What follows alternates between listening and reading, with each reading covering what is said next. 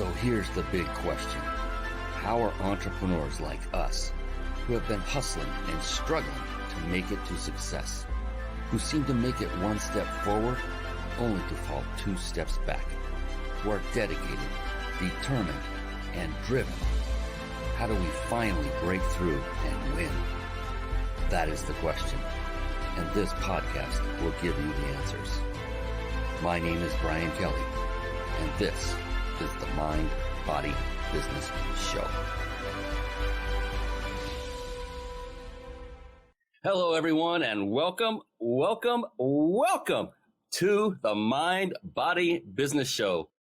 We just keep getting better and better guests as time goes on. I am so blessed to get to do what I do because of this next guest expert you are about to meet, and I cannot wait to bring him on for you to meet. His name is Cory Bergeron. He's an amazing individual who is an absolute expert in the field of video of all kinds. And we're going to go deep into that and have some fun, have some great stories. You don't want to miss a moment. Before I bring him on, real quick, the Mind, Body, Business Show. It is a show for entrepreneurs by entrepreneurs. And I bring only successful entrepreneurs to the stage to be here with me so that when they answer the questions and we have our discussion, they will bring value that you can simply take and model. And by that, I mean, you simply copy. Just follow their footsteps. Do what they do. They've achieved success. All you need to do is mimic their actions, and that's called modeling. And that is why I love doing this show, because this is a show that is free. No one has to pay a nickel to watch this show, but the value we could literally charge many thousands of dollars for every show. If you liken it to going to like a business seminar, you're going to get immense value. I promise you. And I know I can promise that because we've done over 100 shows and each and every one has been absolutely value packed. So the Mind, Body, Business Show is really about what I call the 3 pillars of success. And I began studying only successful people over the past decade, a little over a decade.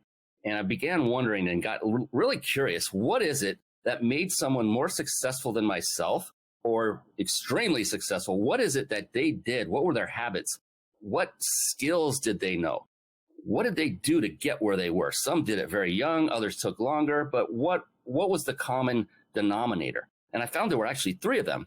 And yes, that's the name of the show, Mind, Body, and Business. Mind being each and every one of them had a very proven, powerful, and flexible mindset.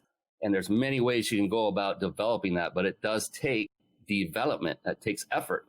And each and every successful person I personally met or studied had done that. And then there's body. Body is about taking care of literally your physical body by exercising on a regular basis and what you are intaking into your body as far as nutrition, whether it be food or liquid. And each and every successful person that I studied that had that level of success that I desired to attain did just that. And then business, my favorite. Well, they're all my favorite. Mindset, they're all my favorite. But business is so multifaceted because it involves many skill sets like marketing, sales, team building, systematizing, leadership. The list goes on and on and on. And the thing is, one person, i.e. you, it would take you probably more than a lifetime to master every skill set necessary to not only build a successful business, but then to grow it and thrive it. The good news is you don't need to master all of them. There's one in there that I mentioned that if you master that one skill set, that will help you to leverage the rest. And that one is leadership. Once you've mastered the skill set of leadership, you can then delegate to those who have the skill sets you have not yet acquired or developed, and thereby really scaling your business much faster. So we're going to have a lot of fun here tonight. Speaking of fun, another great thing that very successful people do is they are voracious readers and readers of the right books. And with that, I want to very quickly go off into a segment I affectionately call Bookmarks. Bookmarks. Born to read. Bookmarks. Ready, steady, read. Bookmarks. Brought to you by reachyourpeaklibrary.com. Yeah, there you see it, reachyourpeaklibrary.com. Write that down. And on that note, real quick, stay with us. Don't go clicking away anytime during this show, because that's the moment, I'll guarantee you, when Cory will give that one golden nugget that could have changed your life forever. Stay here on the show. Actually, take out that old-fashioned piece of paper and writing instrument, pen or pencil, and take notes while you watch and or listen, and stay with us mentally, stay with us visually, audibly, because you want to really soak in what you're about to hear tonight. I kid you not. All right, reachyourpeaklibrary.com. What is that? That is a website I developed literally with you, the viewer, the listener, in mind, because I did not read voraciously until my late 40s. I am now 50. I will be 56 end of this month. This is crazy. I'm coming up on 56, and I've only been a voracious reader for about a decade. And I found that it has life-changing implications in a positive way. And so I began collecting all the books that I felt had, or that I knew had a profound effect on my life, both from a business standpoint and sometimes from a personal standpoint. And so I collected all these books and put them on one website so that you, the budding entrepreneur reaching for success, or someone who's already reached a great level of success, looking for that next great read, you can just come to this one-stop shop and grab a book. This is not a money-making website per se. They all go to Amazon, all these links. I may make a few pennies, and it's probably literally pennies. I've never even looked. I'm absolutely honest. This is just here for you as a resource. If you see a book and you want to go get it straight from Amazon, please do that. I just want to impart upon you the importance of reading, and not just any book, but the right books. And for me, at least, you have one successful person who has vetted a group of books rather than just throwing a dart at the Amazon screen and picking a book out of the blue, hoping that that one's going to have impact for you. So that is there for you, a resource, our gift again. And I hope that you take advantage of that. reachyourpeaklibrary.com. Write that down. Stay with us, because it is time to bring on our special guest expert. Here we go. It's time for the guest expert spotlight. Savvy, skillful, professional, adept, trained, big league, qualified. And there he is, ladies and gentlemen, the one, the only Cory Bergeron. How are you doing tonight, my buddy from Florida? I'm doing very well, Brian. Thank you for having me. And you are in the most beautiful home there. I mean, that looks like a very large, expansive mansion out on the water. I mean, where are you actually located right now? I'm actually sitting on one of our studio sets in our video production studio. What you see behind me is a lifestyle set that was built out for a video that we actually shot earlier today for another client. So I figured since everything was set up and the lights were there, I would just sit in the chair because it's pretty. Man, I am so excited. I love this stuff. I eat this stuff up because, yeah, I have an affinity for video myself. Not nearly to the level you have, my friend. I don't come close, but that's why I love this. This is going to be a lot of fun. Before I formally introduce you to our folks, so they know who you are and a little bit more about now that I'm sure their curiosity is piqued, I wanted to remind everyone who stays on live to the end will get a chance to win a 5-night stay at a 5-star luxury resort. Compliments of, you can see it if you're watching the video in the upper right-hand corner, the big insider secrets. My buddy Jason Nast and his company, phenomenal people. They provide this vacation giveaway every single show. We give one away. So wow. I hope that's you. Exactly. And guess what? Pretty soon you're going to be able to be free to move about the country. Yes. And out of the country. That'd be even better. Right. So with that, let's bring on this amazing gentleman, Cory Bergeron. He's credited for grossing hundreds of millions of dollars in product sales on national television. He's a master of customer psychology and the buying decision. Oh, this is going to be good. Cory shares his knowledge as a best-selling author, highly pursued keynote speaker, elite business consultant, and TV host. He also leverages his more than 20 years of directing and producing experience for some of the world's biggest brands. I think we got everybody's attention by now because of his rare insight of both video production and product sales. Cory founded and is CEO of Pitch Media. We're going to talk about that tonight. A premium video production and digital marketing agency for lifestyle brands. His mission is helping propel the evolution of marketing video with unrivaled acumen to drive how the buying decision is made. Powerful sentence. You're also a good copywriter. That gives brands the fuel to elevate their profile, distinguish their identity, and dominate their industry. Bang. I love that. With that, here he is once again, Cory Bergeron. Oh my goodness. I love your set. I love your home. Thank you.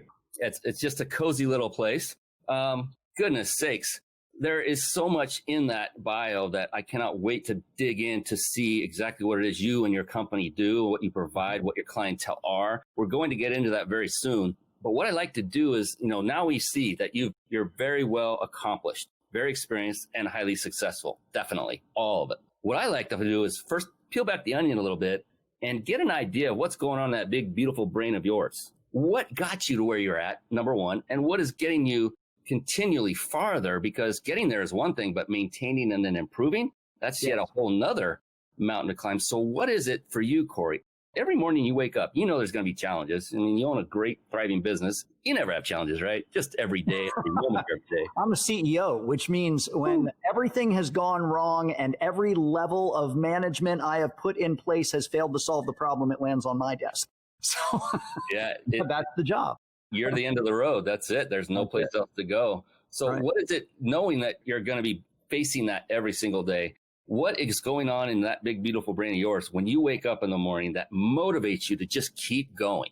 Well, listen, I have a number of things that motivate me. And the easy answers to that question are about people outside of me, my children, my wife, things like that. But if you're going to ask that question of me personally, what is it that I am gratified by every single day? What gets me out of bed to serve just what's going on inside of me? It would be pursuit of personal freedom. That really is it for me. What we do here is create video and marketing messages for brands who are looking to inspire people to live healthier, more active lifestyles. That's what we're really passionate about.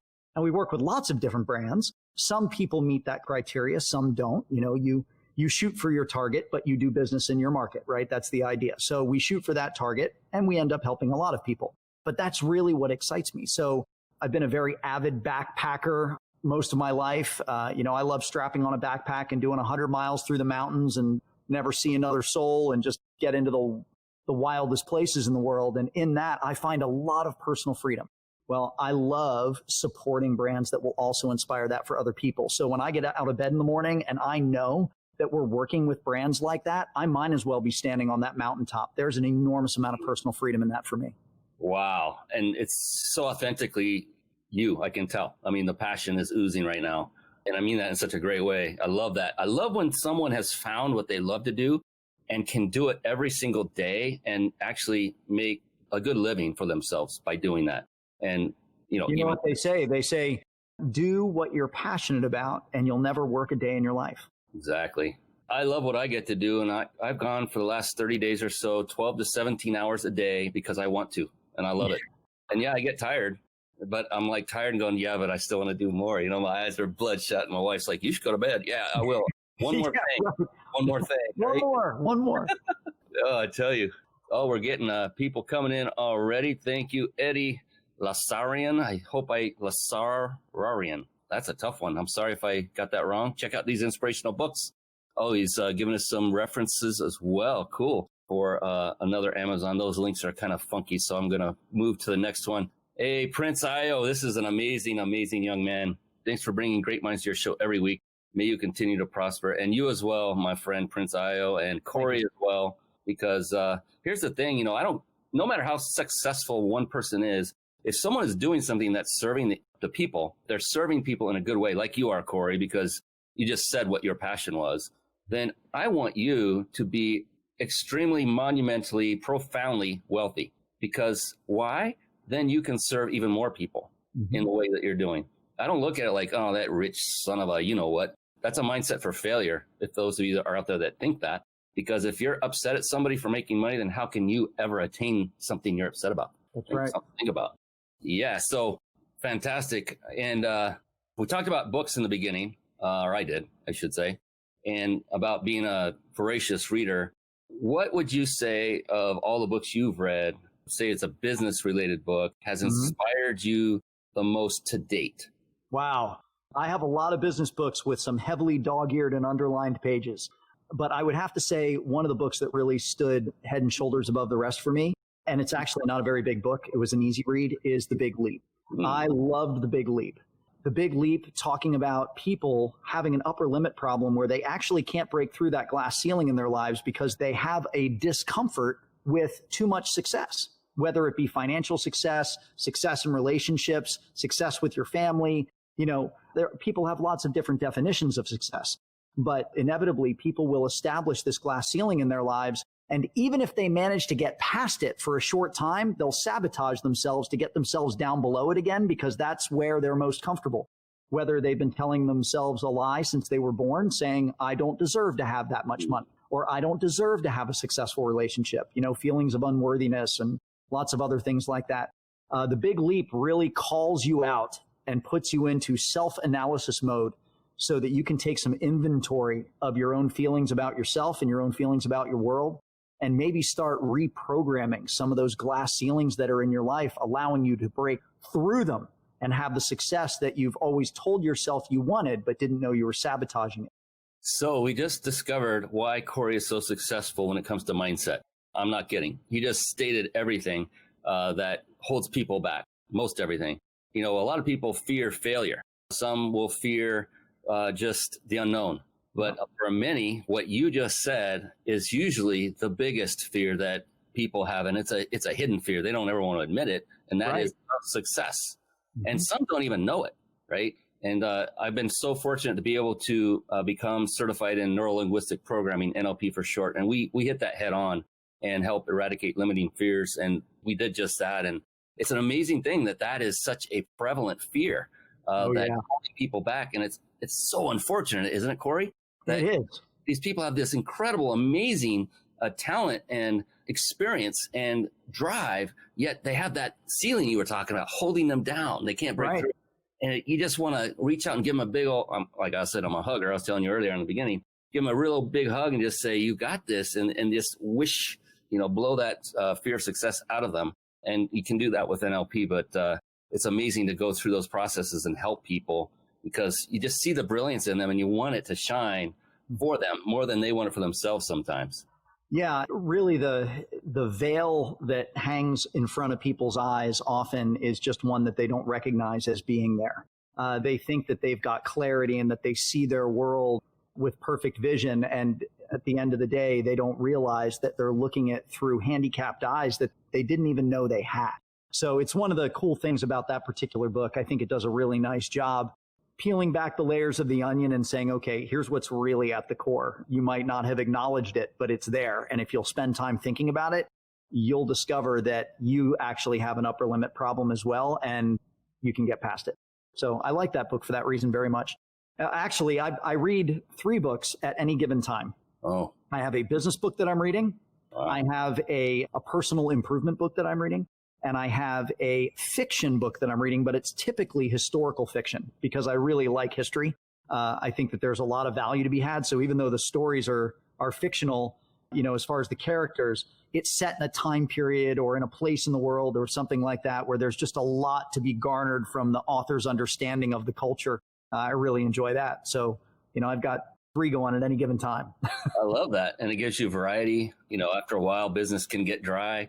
It depends on the book, though, and who wrote it. And it is. And I've discovered that there was a time that I told myself I wasn't going to read fiction because fiction took me outside of reality. And when you come back to reality, it can make reality gray a little bit. It can make it pale. Like reality can be not as exciting as it is in the book. And if you spend too much time in the book, then reality isn't as fun, right? And I want reality to be fun. But what I did discover is that as a creative, and in my business, we work in a highly creative industry. As a creative, my own imagination and my creativity is stimulated by reading other people's creative works. So I found that I was actually I was taking away some inspiration that I actually need a dose of on a regular basis just to keep my own imagination and creativity spooling at optimum. That's cool. It's kind of like a catalyst that adds juice to the reality, right? Right. It just keeps it going. Yeah. Ken Wentworth, he's Mr. Biz. He came in a little earlier and said too many fall victim to this mindset. Now he was talking about when you said the veil, when people have this veil in front of them, they can't even see it. Yes, so agree. Ken is an amazing guy. I love this guy. And he loves the 3-pronged reading approach. I find that very interesting myself. You're the first one I've ever had on the show to reveal that you read fiction, but you read it with a purpose. And I love that. I do. I just listen to I listen to my heart and I listen to my mind. What do I need to consume today? What is, what's calling to me? and then I'll pick up the next chapter of that book. So I can tell you right now, I have, let me see, I'm rereading one of my favorite books of all time. It's called How Green Was My Valley by Richard Llewellyn. It's a story of a guy who grew up in coal mining territory in Wales. I absolutely love that book. My father read it to me when I was a child. So I've got that one going. I'm reading the self-improvement book called Oneness. Amazing book. Absolutely amazing. I'm about 3/4 of the way through that one. Really opening your eyes to a lot of things you hadn't considered.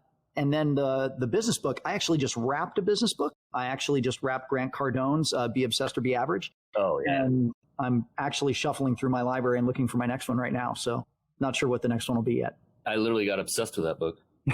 Yeah, there's a lot of good stuff in there. I read every one of his books. I forget, there's 10 of them. There's a lot. There's even a little booklet, and I read them all. If he's come out with a new one in the last year or two, I missed it. But gosh, 10X started it for me. I was like, oh my goodness. Powerful book. Yeah. So then I started working those, 12 to 17 hour days, but not because of that. It didn't hurt. It says it's okay. Yeah. But phenomenal. Oh, I was writing. So look, I was telling everyone on the show to take notes. And for those of you that are watching on video, you can see I am a product of the product. I'm not going to suggest you do anything I myself wouldn't do or don't do. So, and I'm the producer, director, and part of the talent, because the real talent's right here next to me. That's Cory right there. He's the talent. So it takes many skills to run and operate a business. As I'm open the show talking about skill sets and all the various ones. Now, they don't have to be skill sets you personally have mastered, but where you are today, not looking back, but right now, at the stage you are in now, what would you say are several, let's say 3 of the top skill sets that you feel are necessary to continually maintain and improve your business?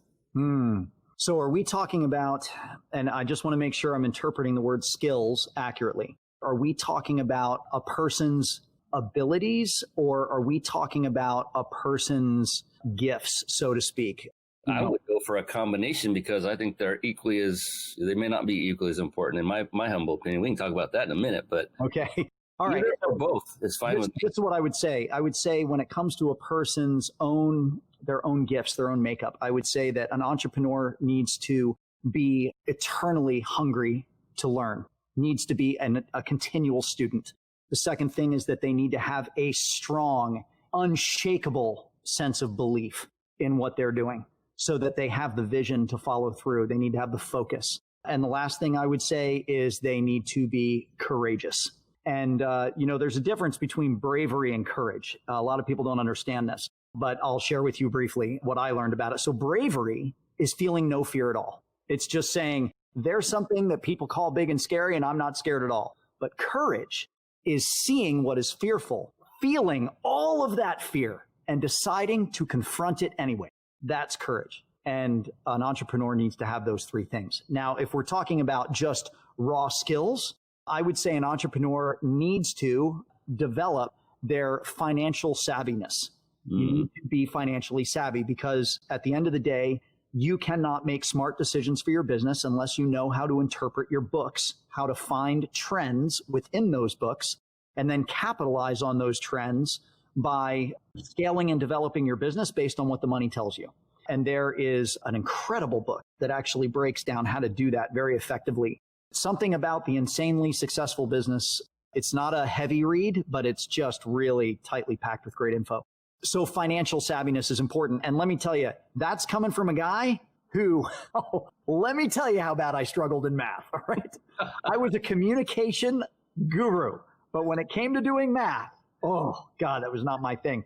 And still to this day, I get the high level reports that I can read to make good financial decisions, but I have an entire team that takes care of lining up the digits and making sure everything's balanced and reconciled and all that. I don't get into that. I hire experts, and then I get the high level reports that I can then break down. So, like you said earlier, Brian, you don't hammer away at, you capitalize on the things that you're really good at, and you bring in really skilled teams to take care of the things that you're not really good at. So that's what I would do. So that's the first thing, is finances. Second thing is, I would say you need to be very, very strong in sales, because selling is everything. Sales is the lifeblood of any business. If you can't sell, and by the way, belief is a big part of that, because if you don't believe in what you're selling, then you'll never sell it to anybody. You need to sell yourself first, right? But then everything is sales after that. Every conversation you're having, every smile you give, every handshake, everything is sales. And you need to understand the mindset of the person you're talking to, and you need to understand how to cultivate those sales, which ultimately happens through relationship. That's number 2. And number 3, I would say, is having a mind for infrastructure. Because if you can't systemize and process things in your business, then your business will only ever be as big as you are or as fast as you can personally move.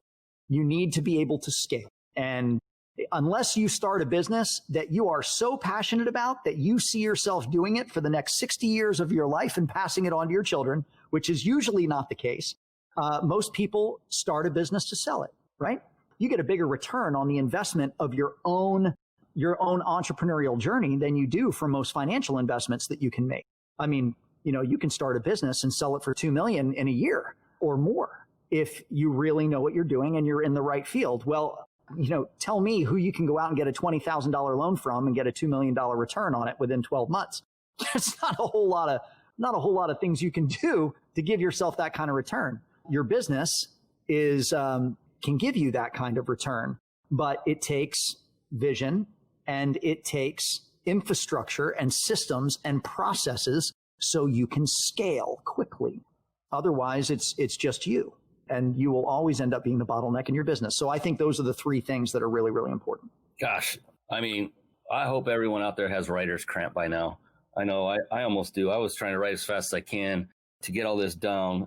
Just absolute golden nugget after golden nugget. I don't even know where to begin, but I mean, when you said sales and the word belief, that's the biggest thing. If you don't believe what you're selling, so many people will start like a home-based business, for instance, and they're in it just for the money, but they don't really believe in the concept of the product. And it's kind of like a dog sensing fear. You can sense that they don't believe it, and people sense it. They just do, and they're not going to buy it. Your passion's not showing through, so it's going to be a tough road. When you start talking about scaling, systematizing, infrastructure, all that, my ears got even bigger, because that is so true. Because most people start out as a solopreneur, and then they quickly approach burnout, because if their company starts growing, now they're handling everything, but now they're handling it on a scale. I mean, it's grown, and there's no way. So have that in mind. I always tell folks to, even though you're just starting, put it in your mind now that you're going to get a team, and you're going to do it quickly and soon, and get in the habit of doing that, and start nurturing your leadership skills by doing that now, rather than waiting till later and realize I suck at leadership. This isn't going to work out. So you want to start immediately. Gosh, here we go. So by the way, let me mention this.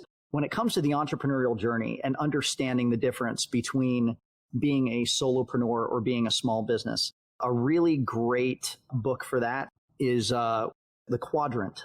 Do you know which one I'm talking about? Robert Kiyosaki? That's it. That's an awesome book for that. Another one, a great one, is The E-Myth. Yep. And Michael Gerber and I, we know each other. We attend the same business mastermind together. He's the author of The E-Myth, and just really, really, really insightful. It'll bring you down to brass tacks and tell you, hey, listen, let's do a little self-analysis here. Are you being an entrepreneur or are you not? Right? That book does a nice job. Yeah, there was some point in the book he said, if you have no systems in your business, then you have no business. Right. I remember the first time I read that, I didn't have systems yet. And it was like, wham. I was like, wait a minute. What do you mean I don't have, all that? And the other one was Built to Sell, was another book when you said build it to sell it. I learned this from a mentor of mine. It was like, even if you're not going to sell your business, if you don't have that in your mind when you first start, it doesn't matter. If you build it as if you were going to sell it, you will step away and you won't be nurturing that little infant, that little baby that's yours, and nobody else knows how to run my business like I do. So you can't do any part of it. Instead, if you're building it to sell, you're stepping back much sooner, and you're allowing others to operate the business as they should while you run the entire thing with, you're the visionary, the CEO. And that spoke volumes to me. Everything you've said is like, I hope people are taking notes. Again, this is the model for success. All you have to do is model this guy. That's it. Just model Cory. Show's over. Done.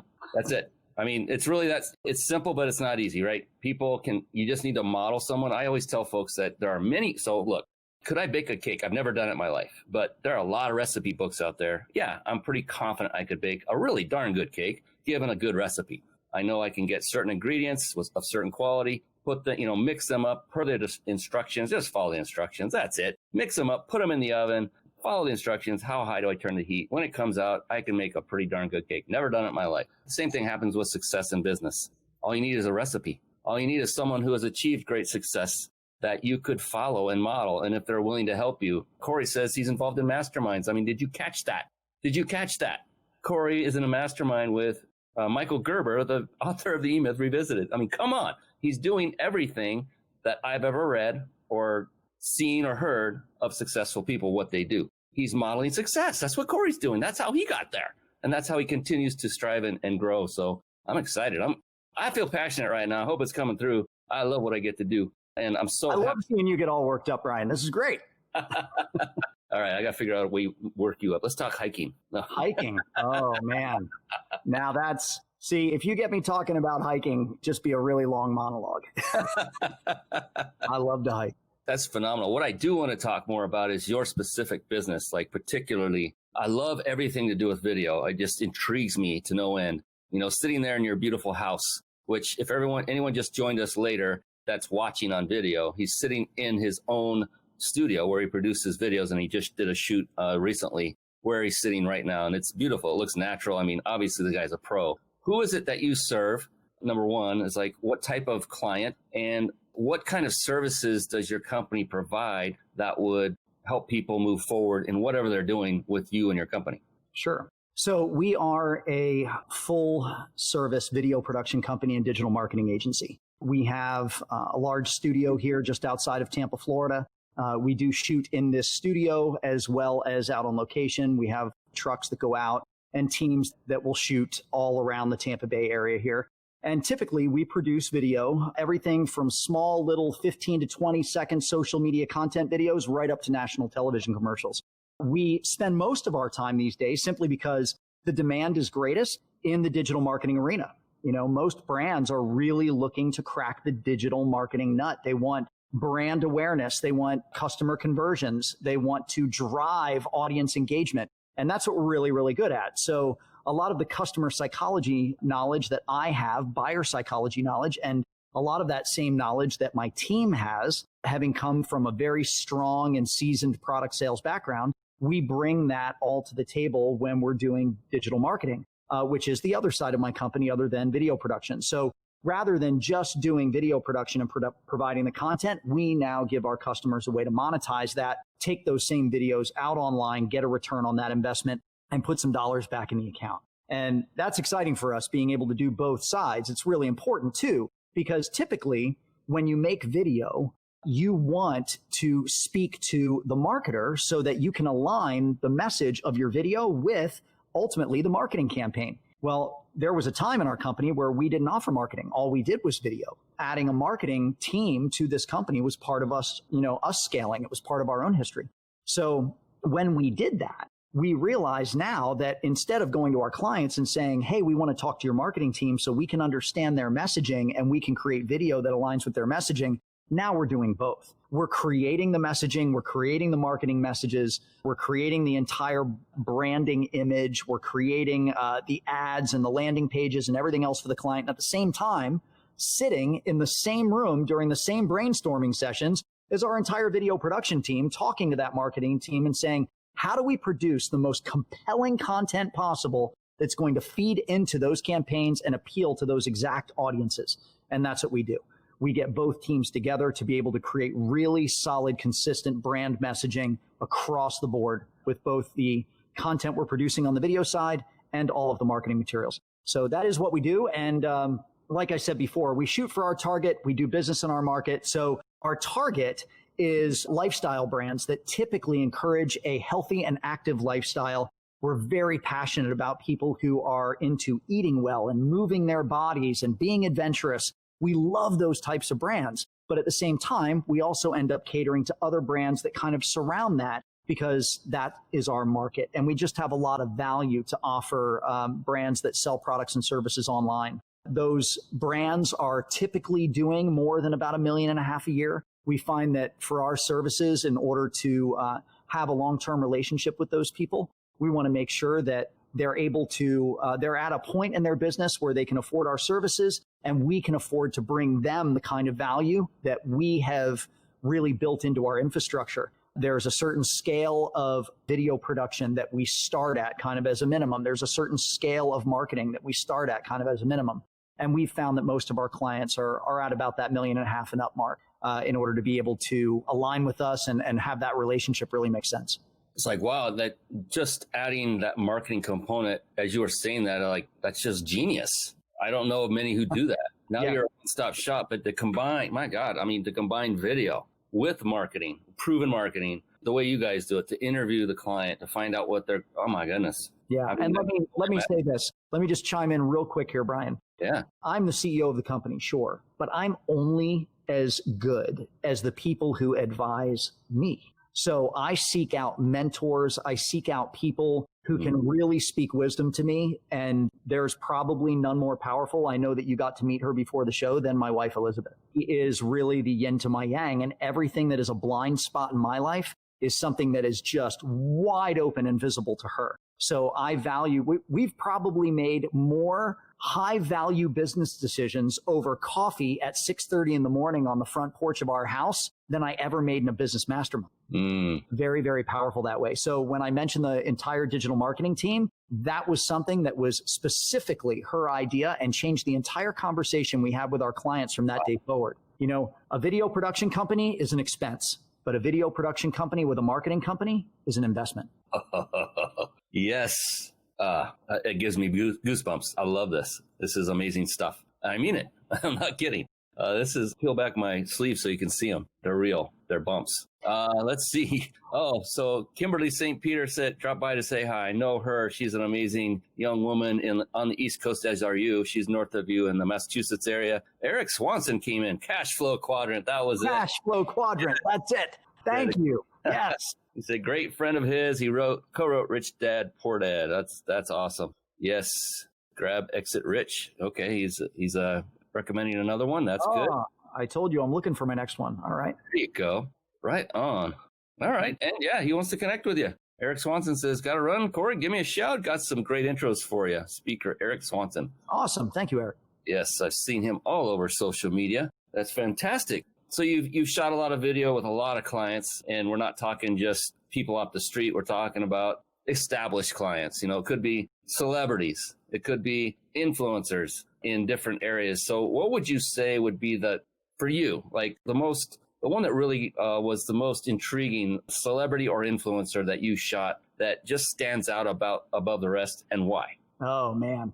So let me see. I've worked with a lot. So I've worked with Natalie Cole. I've worked with Mariah Carey. I've worked with Paul Abdul. I've worked with Mr. T. I've worked with Stan Lee. My business partner in this company, an equity partner of mine, is Kevin Harrington from Shark Tank. So there's a lot of different people that I've come in contact with over the years and that I've worked with in one capacity or another. I would say the nicest celebrity I ever worked with, he was incredible, was hands down Mr. T. I love that guy. Man, he was awesome. You walked up to Mr. T and it was like you and him had known each other for half a lifetime and were having a beer together. I mean, just an incredible guy. Really warm and inviting, wonderful. Probably the most intriguing conversation I'd had with a celebrity was Stan Lee.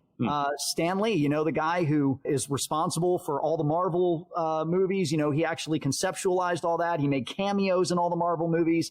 He had, I was working with him on the air at the Home Shopping Network. At the time, I was a director at the Home Shopping Network. This is before I went on the air and became the face of hundreds of products. I was working with Stan as a director, and I had a buddy of mine that collected Spider-Man stuff. And he had a room in his house that was dedicated to Spider-Man. I mean, Spider-Man lunchboxes and handlebars for bicycles and jackets and T-shirts and like everything everywhere. It was a museum of Spider-Man stuff. And when I knew that I'd be working with Stan Lee, I walked up to Stan Lee during a show and I handed him a piece of paper, and it was writing on one side, and like it was a lineup of products we were going to air that day. And I handed it to Stan and I said, "Hey, my buddy's name is Chris Ball. Would you mind just signing it?" And he grabbed that paper out of my hand. He pulled a Sharpie out of his pocket, popped the cap off. He's got the cap sticking out of the side of his mouth. As he's mumbling out of the other side of his mouth, he goes, "What'd you say your friend's name was again?" And he just starts going wild on this piece of paper. And I thought to myself, I can't see what he's doing. So I'm assuming this is a really elaborate signature, right?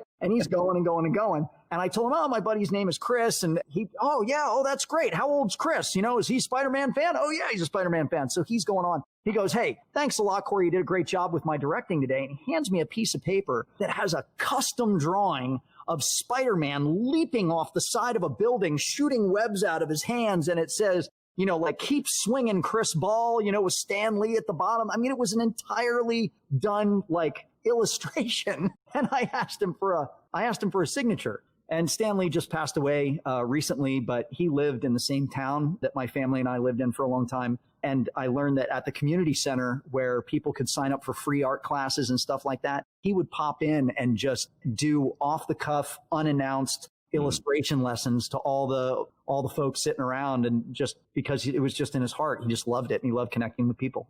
I love these kind of stories where you meet the true gems in life, Yeah. Mr. T, Stan Lee, and a lot of people are probably like going, Mr. T, nice. I mean, after you see his characters, right? Funny because I'd heard that about him before, and you could see it in him, especially when you see him doing something else. He's a guest on a game show or whatever. He's just different. It's interesting because it just popped in my head because I just had on the show 3 weeks ago, Les Brown. The premier motivational speaker in the world. I met him like 8 years ago in a hotel lobby after he was on stage as a guest speaker. That everybody and their brother approaches him and says hi and wants a piece of him, some way, somehow. I'm always trying to be respectful. I went up and I got to say hi. I want to get a picture with him. And he was the most kind and warm and unbelievably genuine person. I was just like, I love it. It's just, the same kind of reaction. I love this guy. And then I had him on the show. And of course, I'm talking to him like I did with you before we went live. And he's just this sweetheart. I'm thinking, I'm so happy that you came on. I was like, thank you for having me. You are the amazing one. I mean, he was always putting it on me, I'm here to get answers from you, man, not the other way around. And it was just so beautiful. He's a beautiful person. And I can imagine, I can visualize you saying that when you said that with Mr. T. Yeah. That's a great story. Okay, we got to have another one. What's another juicy story or a good story that comes to mind that you're shooting somebody for your business, you're creating video, you got a marketing team, you've done the work, and then you have these backstories that go with your work, and I can't imagine how amazing some of them must be. So, what would another one be? I'll tell you. So one of the things that I learned, let's do an on-air story, okay? So I'm on national television, 96 million people watching. Woo. I'm in prime time, and this probably would have been about 10, 11 years ago. I'm selling the Nintendo Wii, all right? Now, at the time, the Wii was a huge deal. This is before Xbox, the Xbox was released, and I did the North American launch for the Xbox Connect for Microsoft. I set all kinds of records with that one. We ran at $97,000 a minute in revenue on the air, which was it was a record for television sales. I actually sold out of the Xbox early. We had nothing left to sell in that hour, and they ran into the green room and yanked Wolfgang Puck out of his chair when he was halfway through makeup, threw a microphone on him, and pushed him out on the air to sell cookware because we had no Xboxes left to sell. That's awesome. Anyway, I'm selling the Nintendo Wii, and it's about 5 minutes before we're about to go to air. And the backstage team is responsible for changing out the batteries in the remote control to make sure everything's ready to go when I walk out on the air. And I come walking out there, and they got new batteries for the remote, but they couldn't get them into the remote properly, right? Because I was going to demonstrate how to play tennis with the Wii. And there's a little tennis racket that snaps onto the end of the Wii remote. So they're trying to get the batteries in without taking the tennis racket off. And you have to take the tennis racket off to get the batteries in. So I come out on set. They've been trying to swap the batteries. They can't get the batteries into the remote. I know what's wrong. So I walk out there, and now I just got my microphone check. I'm getting ready to walk out on the air. The director is in my ear. He's up here, and he's counting me down. He's like, Cory, we're going live in 60 seconds. Cory, you got 30 seconds.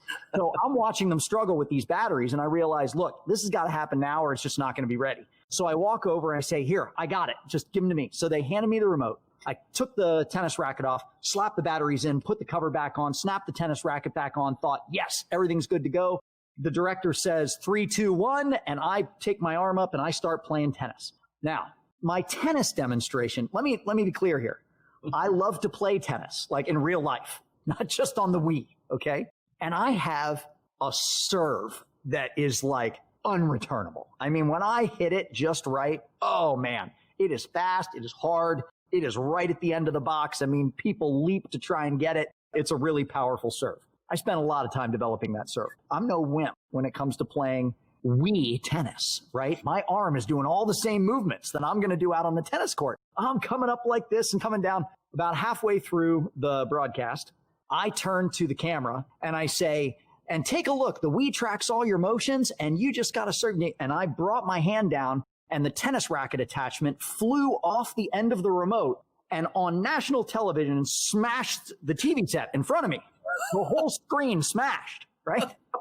And then the tennis racket rebounds off the screen, goes flying back through the studio this way. The camera operator jumped up in the air. It went sliding under his feet and out into the hallway that was like, I don't know, must have been 60, 80 feet away. It was a hallway. And my show host starts laughing.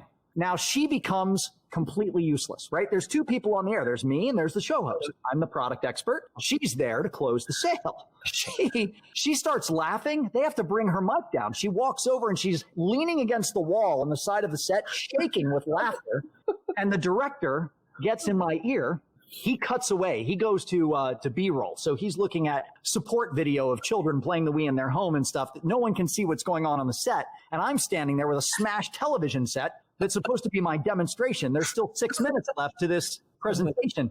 So I look at the camera and he says in my ear, Cory, I can't come back and show you with that TV there, right? So I look at him and I go like this. I move my body and he goes, oh, okay, I see what you're doing. Take a little step to your left. So I go like that. He goes, perfect, stand there. And he comes back to me and my body was covering up the smash in the TV behind me, right? All the cracks and everything are back here. And so I continued to sell the camera, and sure enough, we sold the Wii out. That was the end of it. But the next, I didn't realize how big a deal that was. 2.5 million hits overnight on the video that somebody posted on YouTube. Within 24 hours, somebody had made a music video of it, of me smashing the TV in slow motion to some techno song. And I didn't think it was a big deal until I learned it was on Keith Olbermann's top 10. It was the front page of Yahoo, the local radio station, the biggest radio station in the Tampa Bay area. The next morning, I'm driving into work and they're talking on the radio and then saying, has somebody seen this moron that smashed the TV on national television? Thinking they can't be talking about me. And next thing you know, you hear my broadcast, you know? Anyway, God, so I feel what I learned is this.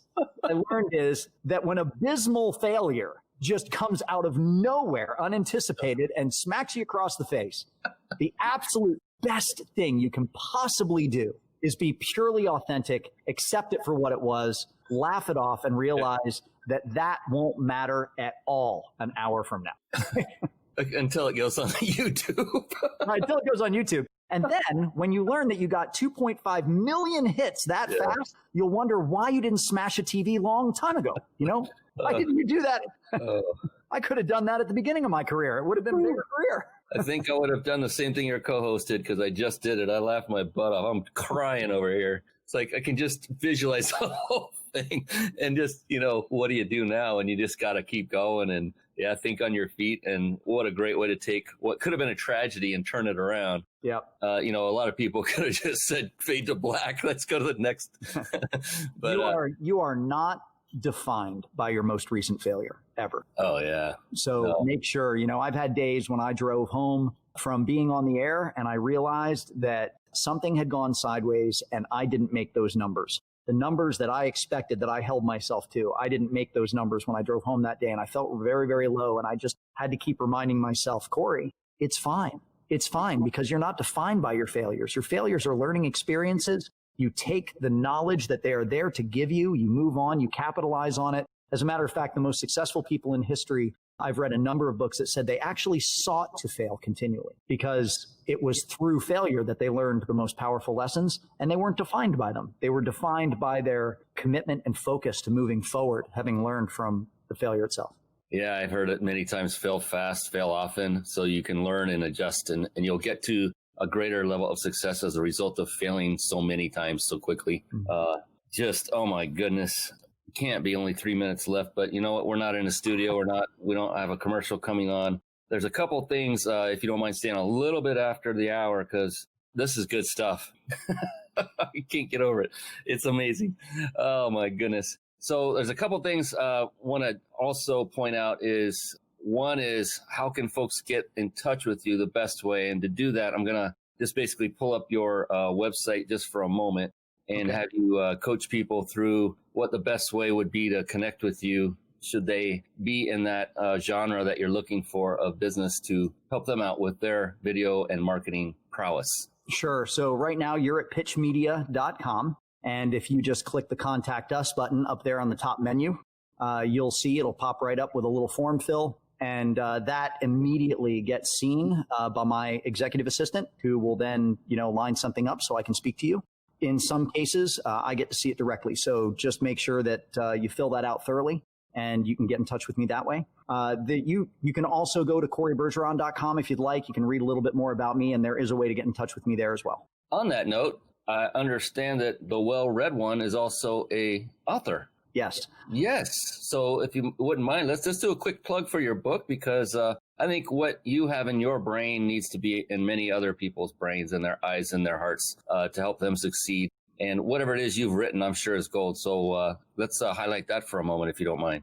Sure. Absolutely. So my book is called Thousands Per Minute, The Art of Pitching Products on Camera. And it's really, I love to tell stories. So the book is written in an easily consumable fashion. Every single chapter is just laden with the kind of stories that I just told you here about the Wii. As a matter of fact, I think the Wii story might be in there. If you get the book, specifically look for the chapter on the product called the crevice stopper. And I won't go any further with that. Okay. I'm just going to leave that out there. All right. Anyway, lots of great stories in that book about being on television and all kinds of stuff being, behind the scenes, that kind of thing. But each chapter is really wrapped around the core of what I understand about customer psychology. You have to remember that I was a director for 10 years, sitting there watching the incoming call volume in retail television and learning as the person who ultimately chose every camera, every piece of audio, everything that the viewer saw across the country. I had to watch incoming calls, who was buying, who was not, how many dollars per minute we were making, who had it in their shopping cart. And I had to program a show second to second that would maximize the satellite time based upon all that data. Then I became the guy that went around the other side of the camera and became one of the only people in history to go from production behind the camera to talent in front of it. And I've been the face of about 350 different products on national television at this point. And I was the guy scripting the demonstrations, scripting the pitches, learning what people needed to see and hear and ultimately feel to commit to a buying decision in a short period of time. And I put all that knowledge into that book. So there's a lot there. Oh, I am definitely picking that bad boy up. Oh my goodness. That sounds amazing, because you are. And the fact that you took that and transitioned to in front of the camera, you had what no one else had. And that was all that back end experience and knowledge of why that person in front of the camera is saying what they're saying at that moment. Right. I mean, I'm like preaching to the people watching and listening. It's like, you see everything that Cory put into his craft, and then he took it to the next level and took what he learned and pulled it with him to crush it in front of the camera. Now, be for everyone to ask themselves, how could they do something like that in what they're working on? Become an expert at what you do, and then what can you do to leverage that expertise and go forward and even farther? Fantastic. Oh my goodness. All right. There's one final question I like to ask every guest before we close the show, and don't go anywhere for those of you watching live.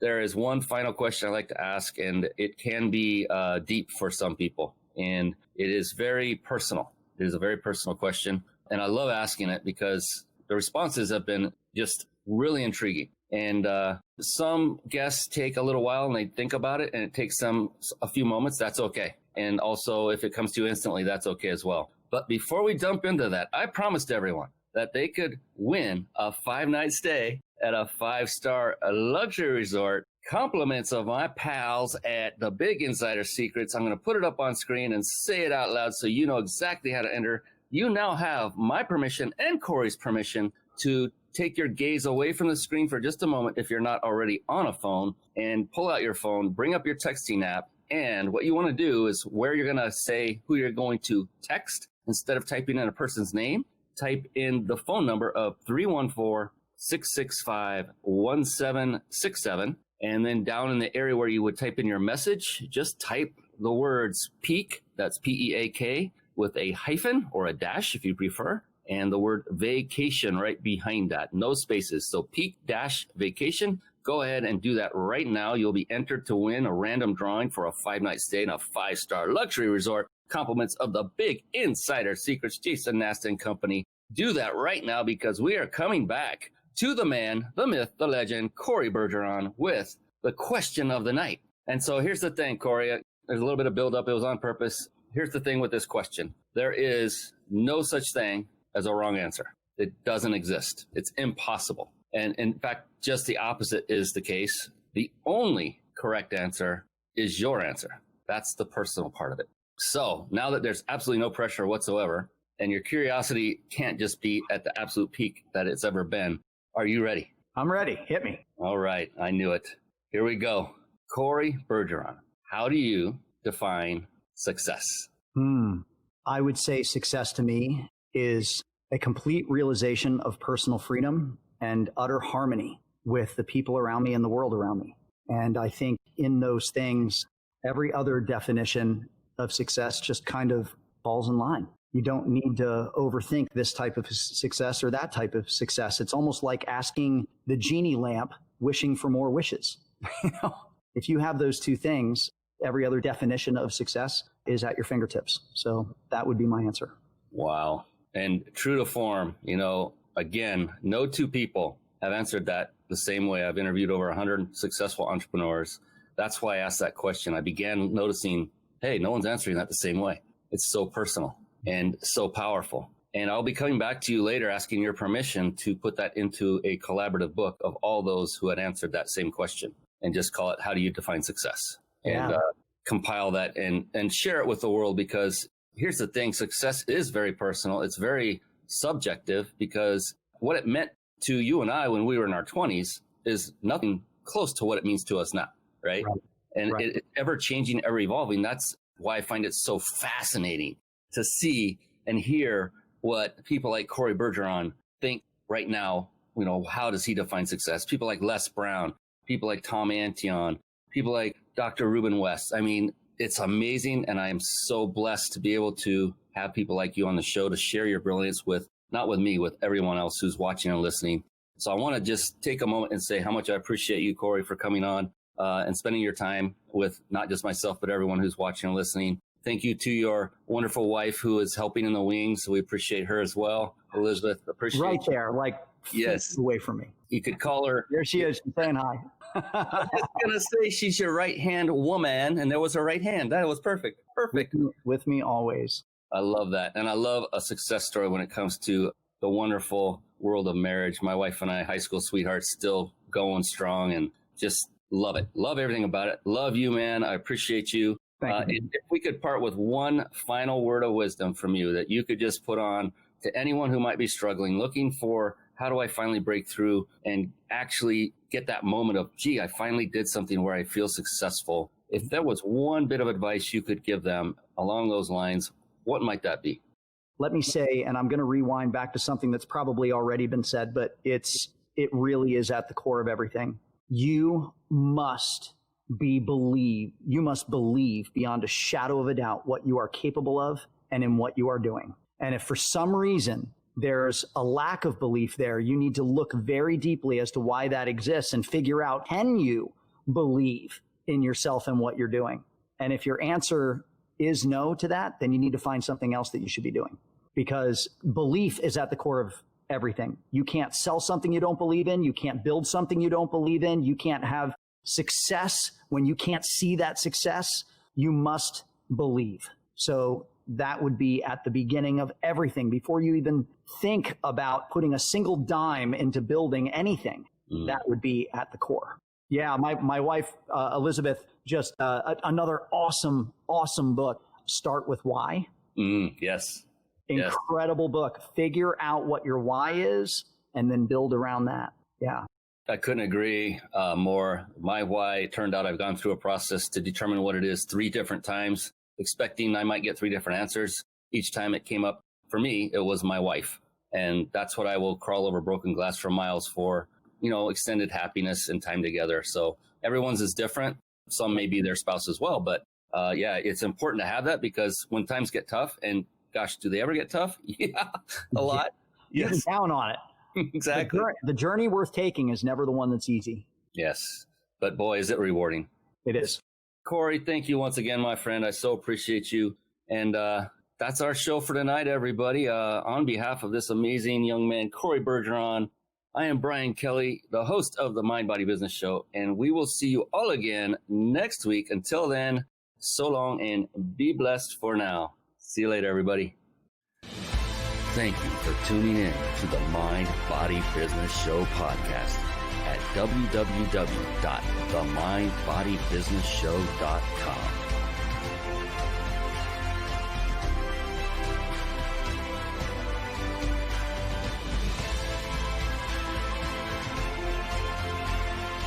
My name is Brian Kelly.